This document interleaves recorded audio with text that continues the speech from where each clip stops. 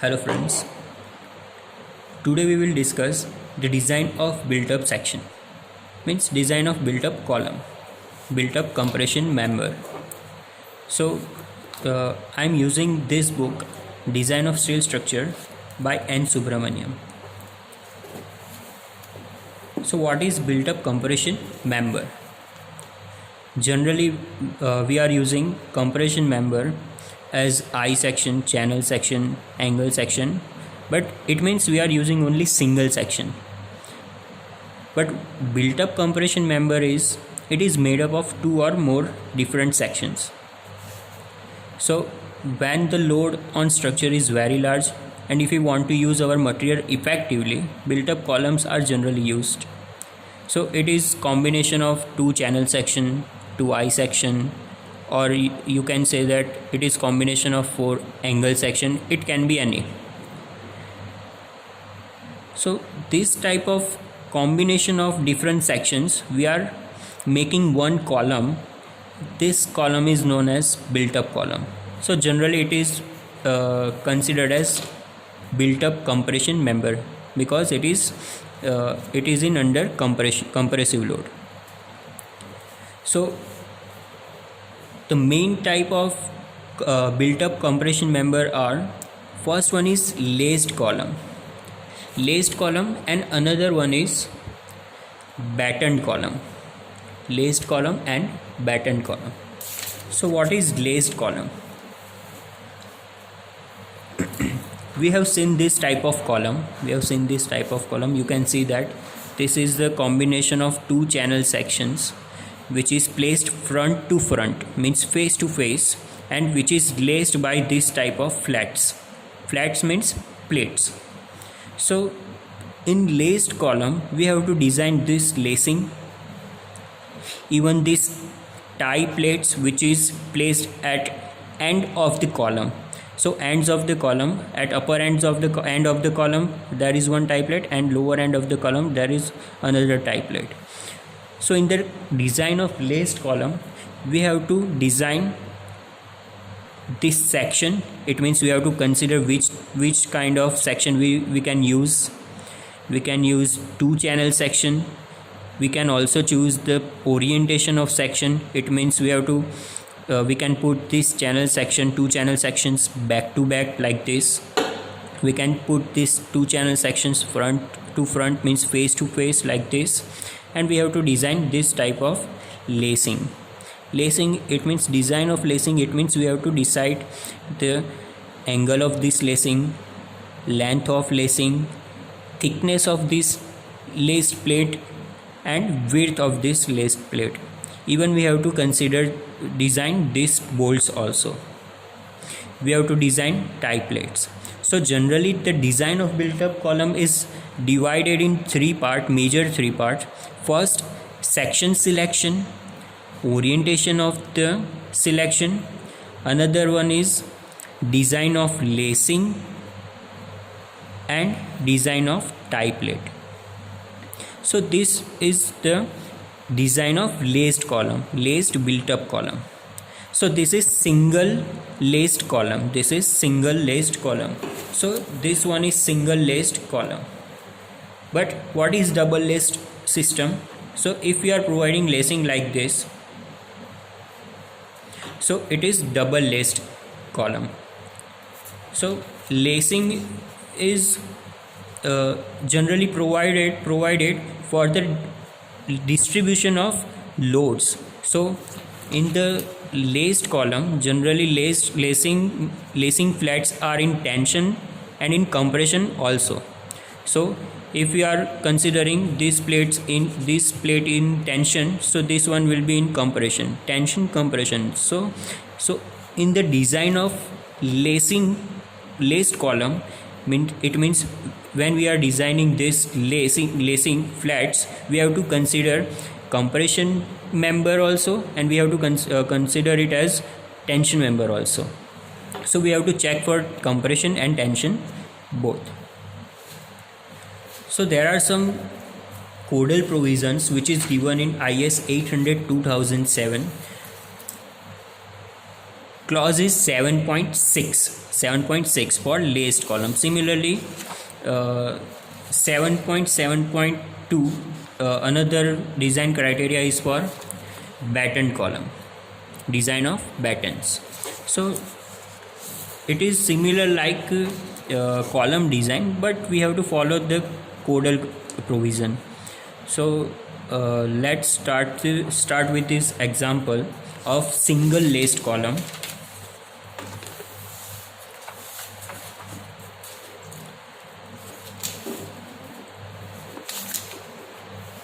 So now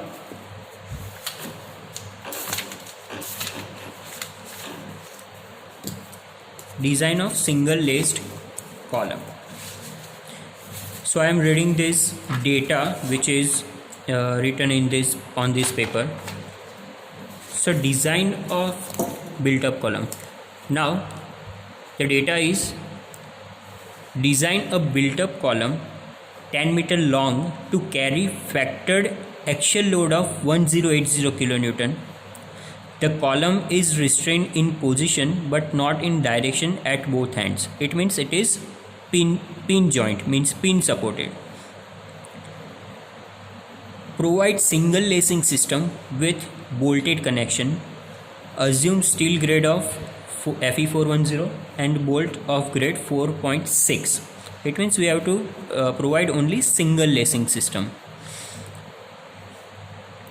So we know that the procedure for the compression member, which is already given in IS 800/2007. So we know that the design compressive strength PD is equal to AE into FCD. AE into FCD. So the initial data is given, load, height and effective length, that is KL. So for pin connection, pin joint, K is taken as 1.0. So effective height is also 10 meter. So to find out means to select suitable section, we need some area. Now how can we calculate area? So we know that A is equal to PD by FCD. So PD is generally we are considering 1080 and FCD is generally taken in between 125 MPa to 175 MPa. It means it is some about 50% of Fy to 70% of Fy. So here I am using 150 MPa. So putting this FCD value as 150, I am getting the required area. 7200 mm square. So this one is required. It means to resist 1080 kilonewton compressive load, we need this amount of area. So using steel table, we can choose any section which is having greater area than 7200 mm square. So I am providing ISMC 300. The weight of this section is 351.2 Newton per meter. So for single ISMC, the area is 4564. So here I am using 2 channel sections, so my area will be multiplied with 2. Radius of gyration about ZZ, radius of gyration about YY, CYY, width of flange, IZZ, IYY, and this one is gauge distance. Okay, so these all properties are only for single channel section, single ISMC 300. So now what we have provided? We have provided area, that is 2 times 4564. It means 9128 mm square. So this one is selection of our section. Okay, so now still we have not decided the spacing between 2 sections, so that we will discuss later. Now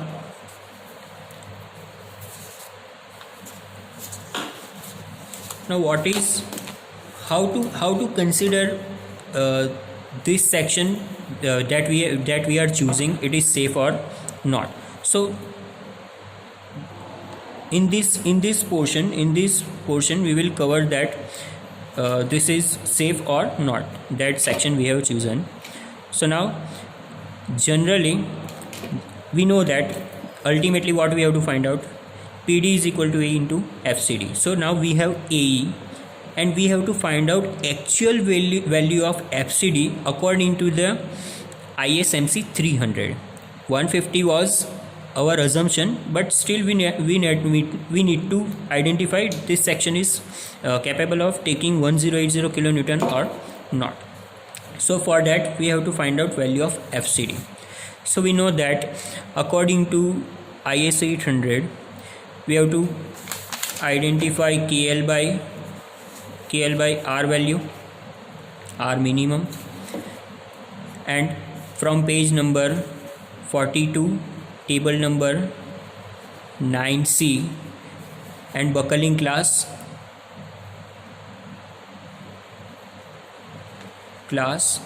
C. For built-up section, buckling class is always C for any built-up section, which is already given in IS 800.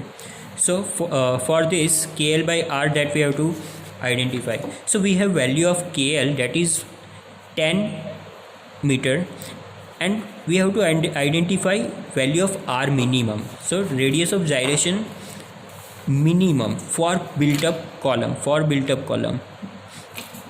So now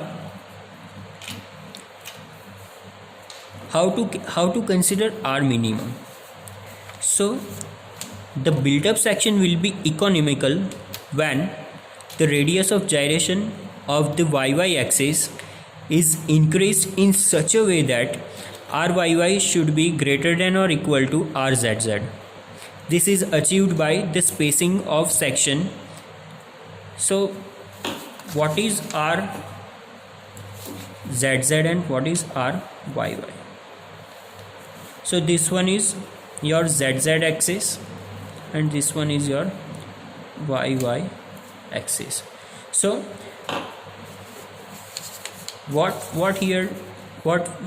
here I have written, the built-up section will be economical when the radius of gyration of the YY axis is increased in such a way that, so radius of gyration about this axis we have to increase in such a way that the radius of gyration in about ZZ should be minimum. So you can see that for single channel section our Z radius of gyration about ZZ is more and YY is less, but we have to increase this radius of gyration about YY, we have to increase this value. So how can we achieve that? We can space that these two channels accordingly. So when we are placing these two sections at particular distance, we can change this RYY value. It means we have to increase this RYY value. So suppose after placing two channels back to back with some spacing, we are considering that this RYY value is increased. We don't know the exact value of RYY, but we can say that if this one is maximum, then this one will be minimum. So here we are considering RZZ as minimum. Why? Because we are putting this channel back to back at certain spacing. So we know that RYY should be greater than or equal to RZZ. So RZZ is equal to R minimum. Why? Because we are assuming that RYY is maximum after putting two channels back to back at certain spacing. So KL by R minimum, it means KL by RZZ, and RZZ will be 118.1, that is from steel table. So our KL by R value is 84.74. Now there is one clause which is on page number 45, clause number 7.6.1, 1.5 for laced column. So in this clause,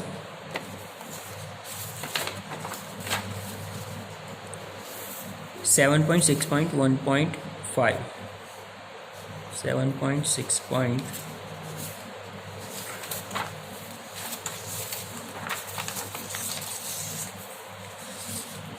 1.5, this one, what they have written: the effective slenderness ratio KL by R effective of laced column shall be taken as 1.05 times KL by R original, the actual maximum slenderness ratio. So what is our original slenderness ratio? That is 84.74, which is taken as, so effective KL by R is taken as 1.05 times original slenderness ratio. So it means it is 5% more. So it is taken as 88.90, clause number 7.6.1.5, page number 48. And for any built up column, buckling class is C. So according to buckling class C, Fy is equal to 250 and KL by R is equal to 88.90. So from table number 9C of IS 800, we can identify actual value of FCD of this section, that is 122.53 MPa, by doing this interpolation. So that we already know how to find out this value of FCD. We have already designed this column in compression member. So design compressive strength is A into FCD. So what is A? That is 2 times area of single section, and FCD that we have identified over here. So the actual load that is resisted by these two channels is 119.5 kilonewton. So almost it is 1120 kilonewton, which is greater than 1080 kilonewton. It means our two sections are capable of taking this amount of load. So selection of this section is correct. So till now what we have designed, we have just considered this channel section. This one is identification of channel section. Now we have to design lacing, which is provided over here, single lacing.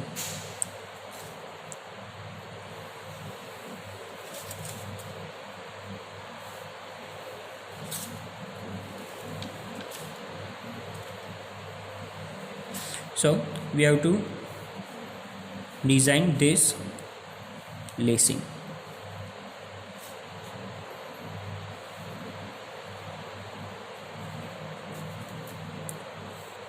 The design of lacing, it is nothing but we have to identify the thickness of this plate, length of this plate, and width of this plate. So that's it. So for that we need some values of transverse shear and all, so that we will calculate in this example. So first part of this example is the selection of suitable section, that we have already completed. Now what is the spacing between these two channels? So we have to identify actual spacing of these two channels. So how can we consider this spacing? So what we have considered, we have to make arrangement such a way that your RYY value should be greater or equal to RZZ, that we have already discussed. So according to this value, we can say that 2 times radius of 2 times moment of inertia about YY axis is equal to 2 times moment of inertia about ZZ axis. So ZZ and YY. So we know that what is IYY, that is nothing but IG plus AH square, and IZZ, it is also IG plus AH square. So for IYY, moment of inertia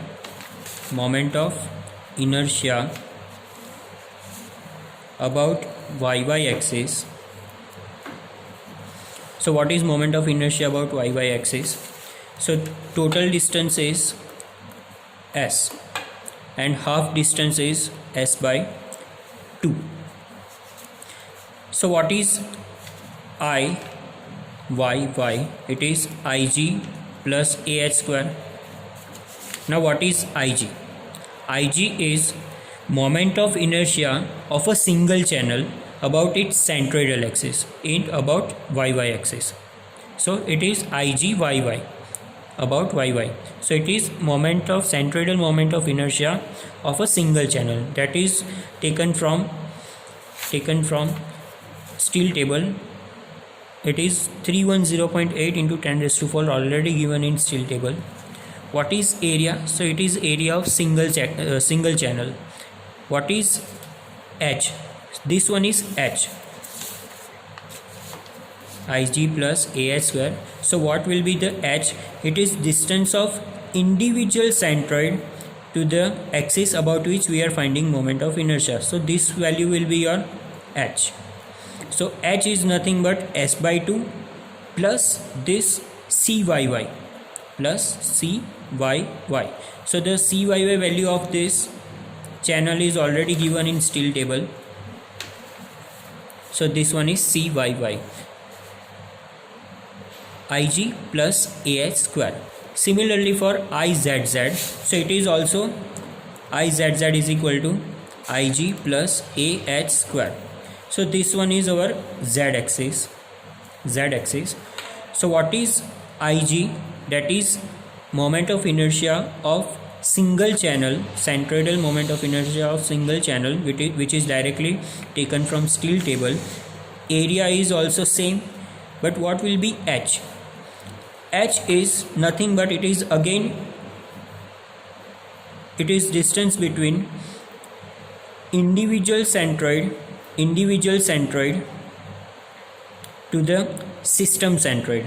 So our individual centroid is also located at this distance and our system centroid is also located at this distance. So difference between these two centroid is 0. So your H will be 0. So that's why your H is equal to 0 that I have taken here. So ultimately you will get S is equal to 183.10 mm. So considering 183.5 mm. So we have to put these two channel sections back to back at the spacing of 183.5 mm. So we have to provide single lacing system. So assume the inclination of lacing flats, it means one type of plate. So we are considering 45 degree for flats, which is already given in clause number 7.6.4. so what is 7.6.4?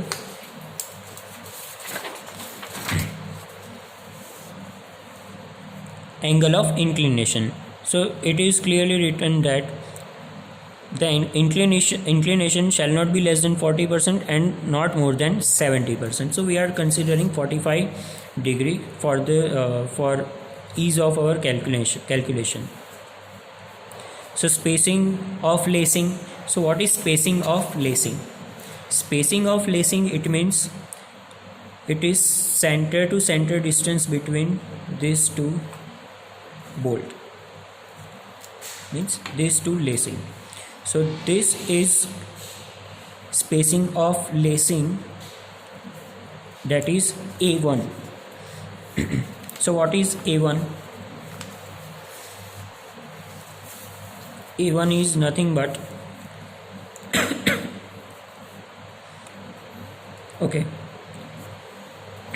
we know that this distance is 183.5. we know that this distance is 183.5 and our gauge distance, it means at this point gauge distance is 50. So on this point we have to provide bolt. So gauge distance is nothing but at that particular point we are providing bolt. So this one is gauge distance. So total horizontal distance is this. So total is 183.5 plus 50 and plus 50 over here. So it is 2 times total length into cot 45. According to this arrangement you can calculate this value is, it means this value is spacing of this value you can calculate according to this 2 times. Why 2 times? Because this one is a1 by 2 and a1 by 2. So from this equation you will get this distance which is multiplied with 2, this one and this one. So it is cot 45 according to this arrangement. You can directly apply 45 degree. So a1 is 567.0 mm. It means we have to provide this spacing of lace at 567 mm. So this one is 567 mm spacing of lacing. Again we have to consider slenderness ratio for this section only, this component only. So it is a1 by ry. So a1 is already we have find, and ry is minimum radius of gyration of single channel, so which is 21.74, and it is already it should be less than 50. So it is also written in, it is also given in IS 800. The clause is this one, the spacing of battens, clause number 7.7.3. So the for of any component over that distance shall neither be greater than 50 or nor greater than 0.7 times slenderness ratio of the member. So it should not be greater than 50 and it should not be greater than 0.7 times slenderness ratio of whole section, whole built up column. So that is 88.90 and this value is 21.72. so which is again satisfied. So we have whatever spacing we have provided, it is sufficient. Now we have to decide thickness and width of lacing. So for that we need some force value. So what is maximum shear in this lacing? So we have to consider shear force for this laced column in this direction. So this one is your shear, this one is your compressive load. So vertical is your compressive load and horizontal will be your maximum shear force. So according to clause number 7.6.1,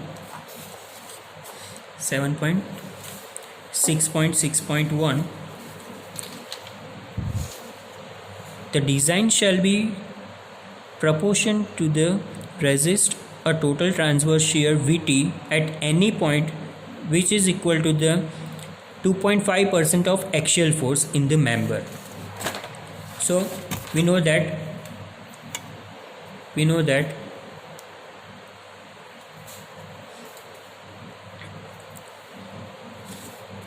the axial force in column is 1080 kilonewton and 2.5% that we have to consider it as horizontal shear. So this one is 27,000 Newton, which is again divided in two parallel plane, that means first plane is here and second plane is here. So we have to consider this total Vt as half, distributing half at on this plane and half in this plane. So 13,500 Newton is distributed in single panel. Okay, so for that we have to identify value of that particular means amount of force which is distributing in this lacing, these plates. So if we are considering this plate in compression, so this will be in tension. Compression, tension, both are there.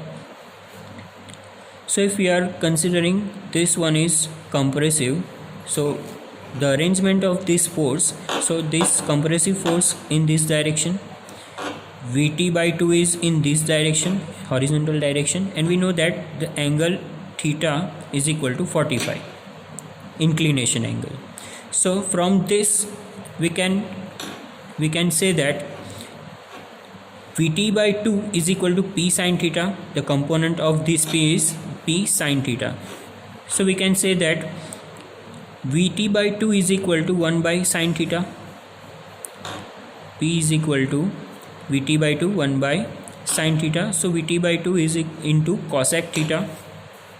So from this we can say that the compressive force in lacing is 19.09 kilonewton. So if it is compressive, it is again 19.09. If it is tensile, it is again 19.09. So for both compressive and tensile force which is developing, actually it is only 19.09 kilonewton.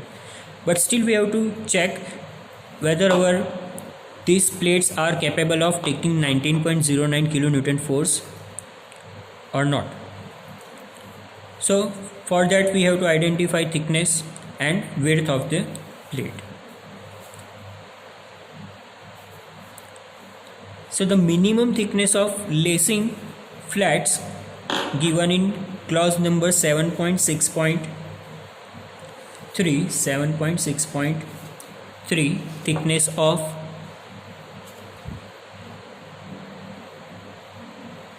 thickness of lacing bars. So it is taken as 1/40 of its effective length for single lacing and 1/60 of the effective length for double lacing. So we are using single lacing. So 1/40 into 1/40 into length of flat between inner bolts. So 140 into 183.5 into plus 50 cosec 45. It means this value. If we are considering bolt over here and bolt over here, so inner distance is your effective length. So 140 divided by this, so we will get 10.02. So we are considering 12 mm thickness.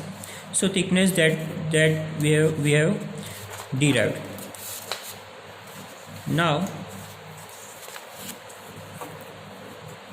width of lacing. So what will be the width of lacing? It is also given in clause 7.6.2, which is width of lacing. In bolted riveted construction, the minimum width of the lacing bars shall be 3 times the nominal diameter of bolt. So if we are considering 16 mm diameter bolt, so width is taken as 3 times 16, so approximately 50 mm. So provide flat section 50 ISF, it means width 50, Indian standard flat having thickness 12 mm.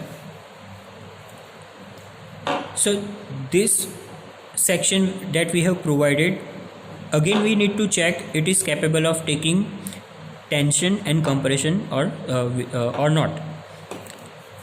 So for that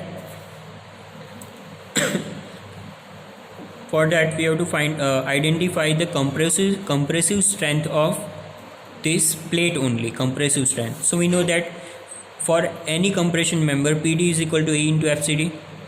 AE is 15 to 12, but FCD we have to identify. FCD that we have to identify. So what is FCD? How to calculate FCD?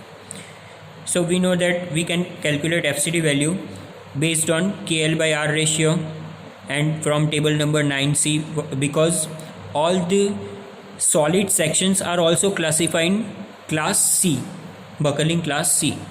So we need to identify slenderness ratio of this plate only. So slenderness ratio KL by R. So we know that the effective length of this plate is 283.5 cosec 45, and R minimum. So R minimum is, what is R?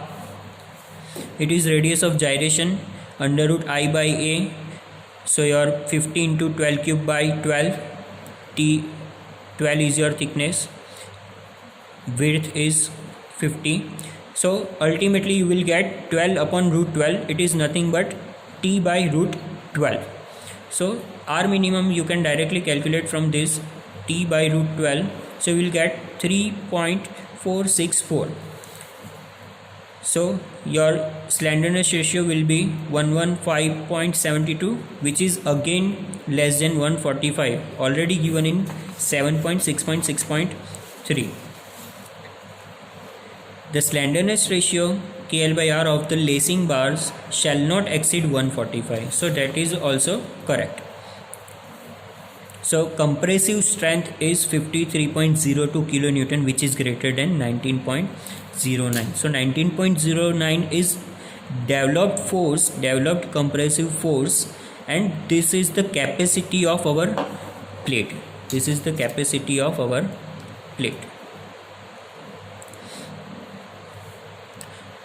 It means it is sufficient in compression. Still we need to check the tension capacity of the same plate. So we know that the design of tension. So we need to identify design strength due to gross section and design strength due to net critical section. So TDG is equal to AGFY. So we will get one value. Another net, due to net section you will get another value. Both are greater than 19.09 kilonewton. It means our provided section is also sufficient to carry tensile force, actual tensile force. So our plate is sufficient in compression and tension. So whatever section we have provided, it is good. Now connection of lacing. So we know the design of connection. For that we need to calculate shear capacity of bolt, bearing capacity of bolt. You can also make this connection as a welded connection. So in this case, this plate is overlapping on this plate. It means one lacing plate, another lacing plate, and at the back side it is channel of flange of this channel. So plate and flange of channel.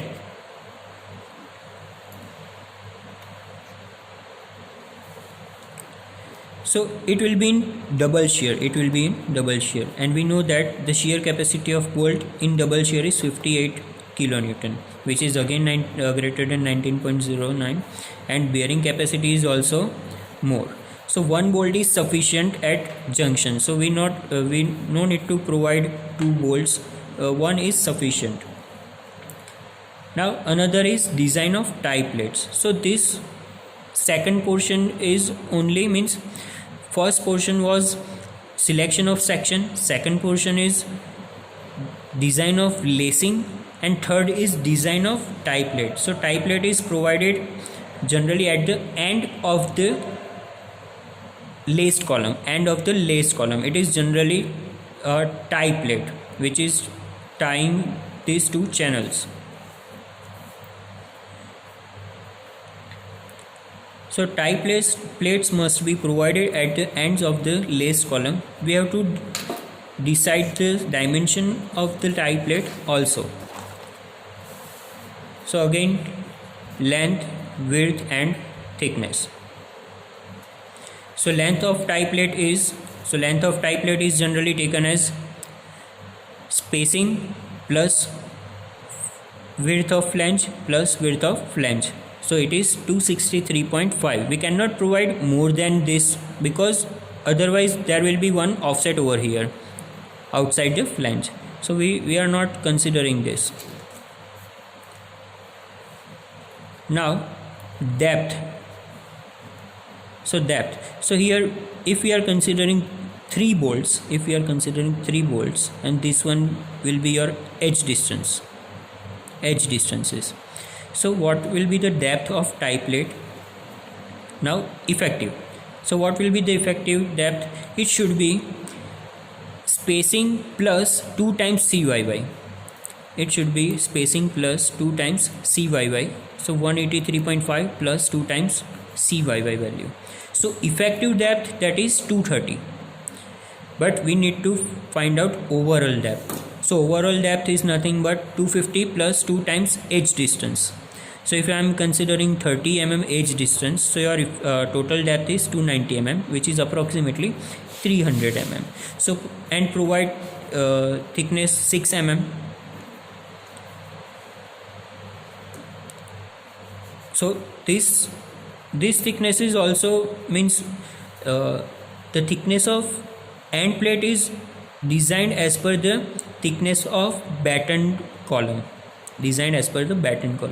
So according to that we can provide 6 mm thickness for the end plates. So final dimension of this tie plate is 363 by 300 by 6 mm at both ends. So this is the design of laced column, single laced column. According to that this concept, you can also provide double lacing system like this.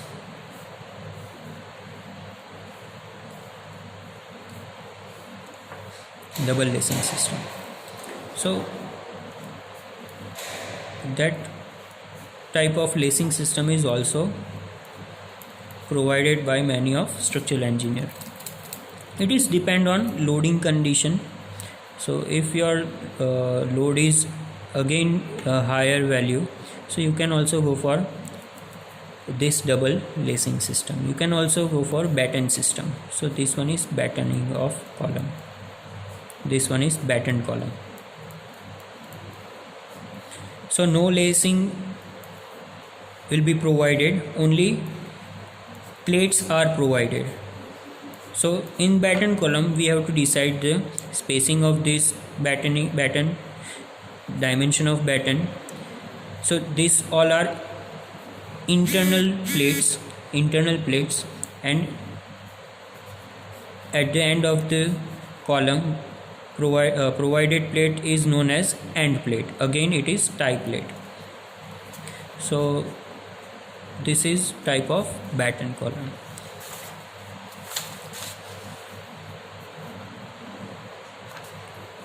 So hope you have understand all the concept of laced column. It means it is built up column. So built up compressive member is also very important structure or member in industrial buildings. So according to means any structural engineer can design any type of column. It is up to the designer whether he wants to design a column as a single section or whether he wants to design as column as built up section. We can make built up section by placing 2 channel back to back, by placing 2 channel front to front. We can also place 2 I section side by side. We can also use 4 angle section like this.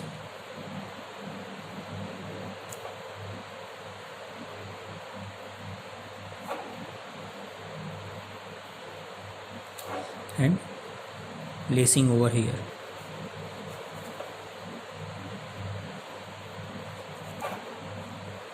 So it is depend on structural engineer. Anyone can design any type of built up section.